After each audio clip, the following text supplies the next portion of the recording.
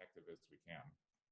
So that's the end of the formal presentation. We have the chat function that is available for folks to raise questions. We thought it would be, it typically works out really poorly just to unmute everybody because, background noise and everything. So if you could type into the chat function your questions, we'd love to hear what you're thinking or offer some perspectives. Yeah, I have one over here too, if you don't have one queued up. Yeah, I got a question about, can you please walk through how we can ensure high confidence and precision prior to implementation? And then a follow-up is that it's not clear whether the implementers will reconcile the payments for performance after population level estimates are complete, which are likely to be well after the measures are installed and the customer has been paid the incentive. And then I'll just stop with those two. Then the other one's a different question. You want to take a crack at it, Carmen, since you read it? Sure. I mean, I think that the main way that we're trying to offer the commission confidence and precision prior to implementation is that requirement for the fractional savings uncertainty, because when you can be looking at the full population and be doing some of those pre-analytics, you couple that with the style of your program and what types of interventions and the combinations of measures, et cetera, that you're going to be doing. That's how you can kind of get some more greater confidence in terms of how you think that's going to play out.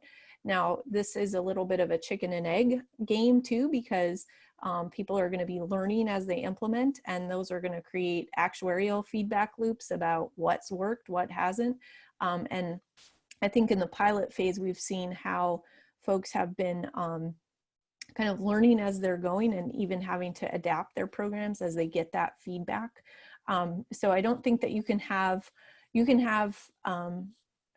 there's no silver bullet or a magical crystal ball, but it comes with practice, and it also comes with some of those pre-analytics, like at the very beginning on cost effectiveness of targeting your interventions to places where they're likely to have an impact. So I think that's kind of the main answer. And then on the second question of whether the implementers will reconcile the payments for performance after population, no, the implementers won't be the ones that are reconciling those payments, definitely not with the customer. The customer payments will be done and finished, and then the settlement happens between the aggregators / implementers and the program administrators. So if there are true ups that happen after that performance period, that would be a settlement between the program administrators and the aggregators.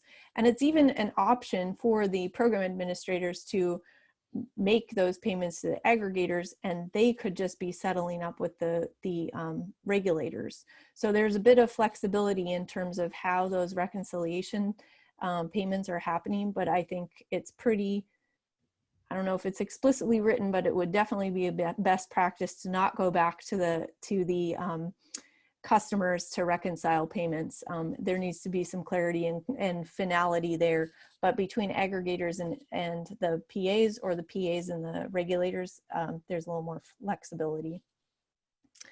All right, I got a couple here queued up. Okay.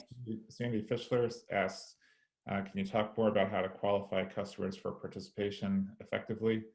That's a really great question. I'll say, kind of briefly on that, what I've learned, which is that there's kind of two approaches to this. So number one is where you have a set of measures that you want to figure out which homes are best, would be best suited for the particular measures that I plan on implementing. So think about siting. If you're trying to install, say, residential batteries, you want to find the homes that have the greatest overproduction of solar panels from their solar panels during the middle of the day and the highest ramp in the evening.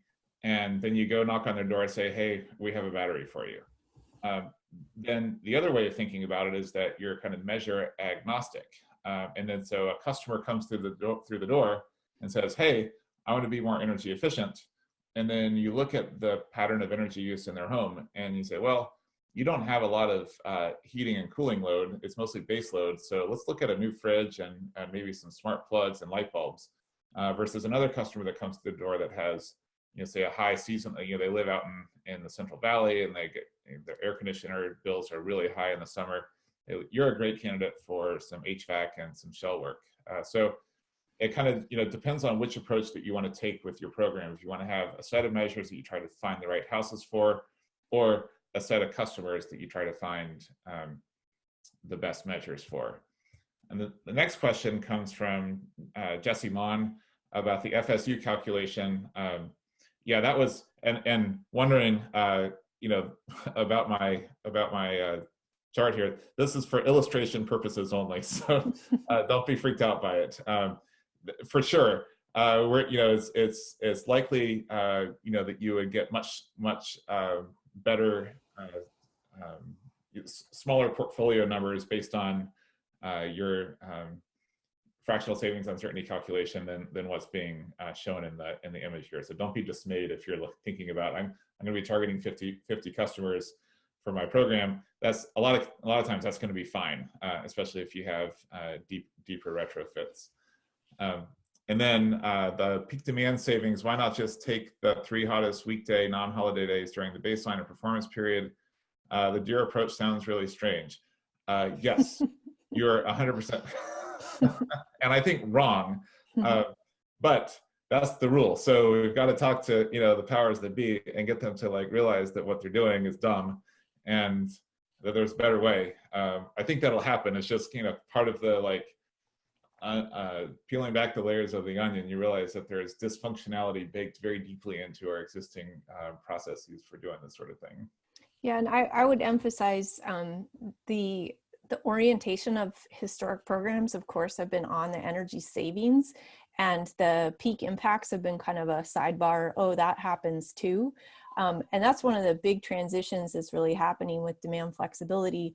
LBNL recently did a study about kind of the accidental peak impacts from energy efficiency programs. And we're actually getting a lot of savings on the peak level, but A, we're not quantifying it very effectively, and B, it's not even intentional. So imagine if we're being intentional about capturing that and balancing these things, we could probably be getting even better effects. And I think it shows the promise of actually having integrated solutions, but you can only do that when you have these load shapes. And I think the reporting requirements, et cetera, will evolve from there when we can demonstrate, when we have these data sets that are part of the plan. The load shapes are part of the requirements for data submissions, I believe, too, in the rule book. And hopefully it won't be too long before we can submit actual load shapes instead of the Deere. Right. Predetermined load shapes. Again, we'll get there, I think. There was a sort of a half question, half comment about the methodology seeming to be similar to demand response load impacts. I agree, and I bet in the next year or two we'll start to see some pilots that are looking at the effects of energy efficiency and demand response together within the same building. I don't think it's going to be too far of a stretch to take some of these core approaches and start to merge them together so you can value stack the benefits of doing both kinds of programs together. Mm-hmm.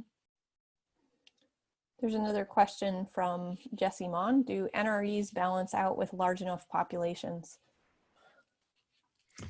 At some level, like a non-routine event is a construction for the industry in the sense that what we're saying is somebody else is going to bear the consequences of energy consumption that wasn't predicted or wasn't based on the expectations of our particular intervention. So we're just going to let the CAISO or the grid be the ones that bear the cost of non-routine events. So in the sense that they balance out with a large enough population, yeah, because we have the 5-minute CAISO market that figures out, oh my gosh, all of a sudden, we've got energy spiking somewhere, or we have adjusted demand forecast because we've installed more and more data centers in California over the last couple of years, or all of a sudden people are leaving California and migrating out to other states. And so, there's these kinds of things happen and are solved for because they happen at such a macro level. We have different institutions that solve for changes in energy associated with non-routine events. And for us, the impact of for the work that we do in energy efficiency in particular, the impact of non-routine events has the potential to swamp the impact of the measures that we're installing, and so it becomes hard for us to quantify the benefit of energy efficiency without addressing the non-routine event that happen. But as to the extent, if we had a program with 100,000 participants, and maybe we had a control group even, then those non-routine events would balance out. And to the extent that they don't balance out, we'd expect them to occur in the same frequency with the control group as with the participating group. So yes, but we can't, while we have still, fairly small scale programs, and the potential for those non-routine events to outweigh the benefits that we're measuring, we still have to be able to figure out how to address them. So Jonathan Budner asks, please discuss the current state of play on how to account for known and known NREs, such as installing PV or acquiring EVs. That's it. Jonathan, I'm so surprised to hear you ask that question. So there's two ways of doing that. So number one is that, and I think the easiest way of doing that is by requiring the submetering of solar panels and electric vehicle chargers, and at particular periods of time, backing those out of your savings claim or backing those into your savings claim based on the values that you've been able to submeter. So instead of, for example, trying to fit, I'm not sure if I put a good slide in here for demonstrating this, but if you have all of a sudden, solar panels being installed, obviously your building energy model is going to be, distorted by the impact of solar panels. But we can still actually just calculate the net effect, including the solar panels, and then to the extent that we've tracked the amount of solar panel production, we can back that out of whatever the savings it is that we observe. The other is to come up with some more complicated ways of adding additional variables, like our expected solar panel consumption, and try to change the underlying data that you're using rather than the whole building meter data. I think that's still a little bit farther down the road, but obviously as we get into NMEC and we have more DERs being deployed, we're going to have to come up with something. The most obvious answer is to quit treating all this differently and just count it all the same: solar panels, electric vehicles, increases and decreases in energy consumption, and focus on the time of day in which this is happening, because ultimately none of it really matters when we're talking about annual savings. What really matters is it happening in the middle of the day when we have an overproduction of energy, or in the peak period in the summertime when we're firing up all of our peaker power plants. So the best way to solve for solar panels and other DERs is to completely get rid of the paradigm in which we're calculating annual savings and focus entirely on hour by hour savings. I think that's ultimately where we have to get to. Sorry, I just want to piggyback on that. In the rulebook, there is an allowance for submetering. So there's some specifications in there about what kind of the quality of that submetering.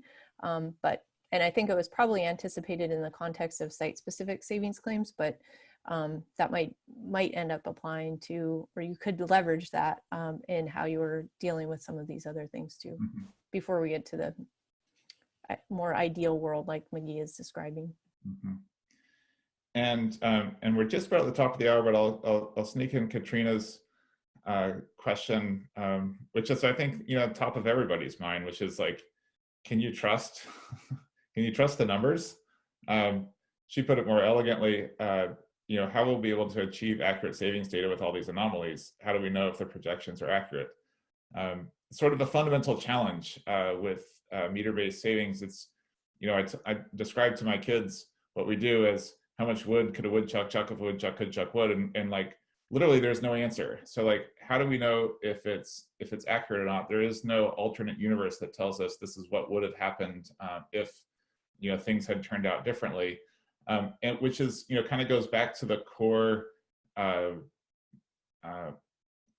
principles that the CPUC started with when allowing population NMEC savings claims to happen. They said, we're going to accept your outputs, your answers for how much these projects saved, if they're being generated through open source tools and methods that everybody can inspect and understand how you arrived at your answers. This is fundamentally why open source matters, because if you don't know how you got the answer, if the methodology for getting to the counterfactual that you're using to claim your savings is obscured or opaque in some ways, there is no way for us to know if the answer is like accurate or not. And even though we'll never know for sure, if we're using open source methodology, open source tools, we're transparent about how we get from here to there. We can all agree that it faithfully represents the way in which we're trying to get about that. And I think that's a really important principle for us to end the presentation on. So on behalf of Carmen, I'd like to thank you guys for sitting in for the hour. Again, we'll follow up with you guys and have, you know, more of a conversation. Obviously, there's a long way to go with this, but we're excited to have you be a part of it with us. Thank you.